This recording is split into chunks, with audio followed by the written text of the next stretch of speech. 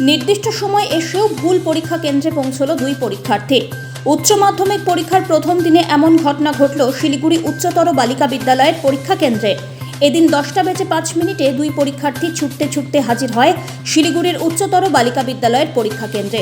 তবে এসে জানতে পারে যে তাদের পরীক্ষা কেন্দ্র এটা নয়, তবে কোনটা? সংশয়ে পড়ে যান সকলেই। তড়িঘড়ি জানার চেষ্টা করে জানা যায় যে পরীক্ষা কেন্দ্র শিলিগুড়ি জ্যোৎস্নাময়ী গার্লস হাই স্কুলে। এরপরে দুই পরীক্ষার্থীর সঠিক পরীক্ষা কেন্দ্রে পৌঁছতে অগ্রণী ভূমিকা গ্রহণ করেন শিলিগুড়ি থানার পুলিশ কর্তারা নিজেদের ভ্যানে উঠিয়ে তাদের পৌঁছে দেন সঠিক পরীক্ষা কেন্দ্রে। এদিকে পুলিশের ভূমিকায় প্রশংসায় পঞ্চমুখ স্থানীয় মহল।